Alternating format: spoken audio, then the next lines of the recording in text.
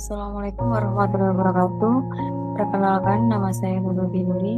Saya dari Prodi Ekonomi Syariah. Tugas ini dibuat untuk mata kuliah Ekonomi Internasional, dosen pengampu Dr. Juni Eswanto, Sarjana Ekonomi. Organisasi dan kerjasama ekonomi internasional. Organisasi antarbangsa atau organisasi internasional adalah organisasi yang dibuat oleh anggota masyarakat antarbangsa secara sukarela atau atas dasar kesamaan yang bertujuan menciptakan perdamaian dunia dalam tata hubungan antarbangsa. Sedangkan kerjasama ekonomi internasional adalah kerjasama yang menunjukkan hubungan antar negara dalam bidang ekonomi dengan dasar kepentingan tertentu untuk dapat meningkatkan kesejahteraan ekonomi, pertumbuhan ekonomi, dan peningkatan struktur dalam kegiatan ekonomi nasional. Macam-macam organisasi internasional ada 10. Yang pertama PBB, yang kedua ASEAN, yang ketiga Uni Eropa, yang keempat Konferensi Asia Afrika, yang kelima APEC, yang keenam Gerakan Non-Blok, yang ketujuh OPEC, yang kedelapan NATO, yang kesembilan Liga Arab, dan yang terakhir Organisasi Konferensi Islam atau OKI. Manfaat kerjasama ekonomi internasional: yang pertama, meningkatkan perekonomian antar negara; yang kedua, meningkatkan taraf hidup; yang ketiga, saling mengisi kekurangan dan kebutuhan di bidang ekonomi; yang keempat, mempererat persahabatan antar negara; yang kelima, memperluas pasar hasil produksi; dan yang terakhir, meningkatkan devisa negara. Dampak kerjasama ekonomi internasional.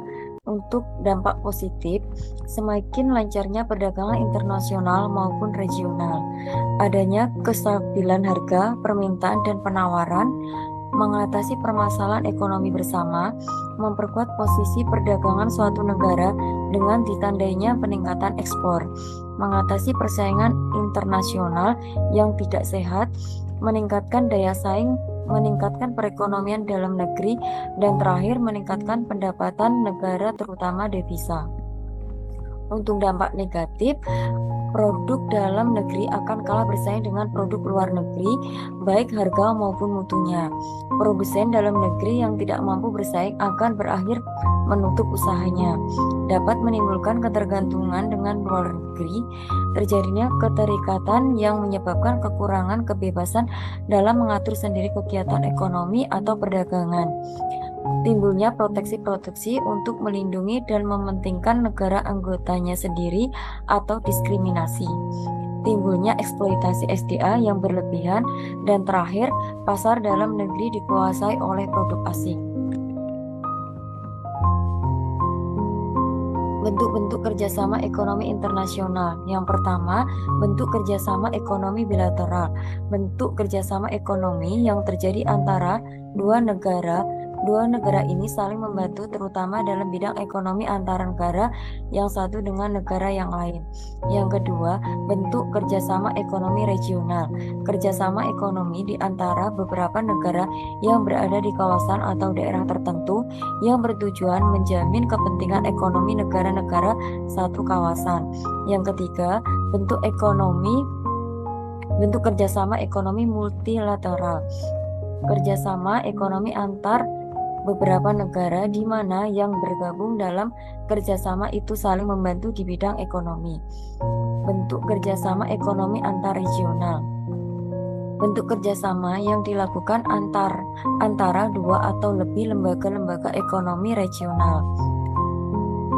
Nah, untuk lembaga kerjasama ekonomi internasional atau regional, yang pertama AFTA, ASEAN Free Trade Area.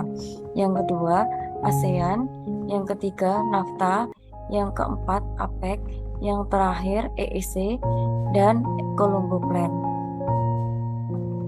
Lembaga kerjasama ekonomi internasional di bawah naungan PBB.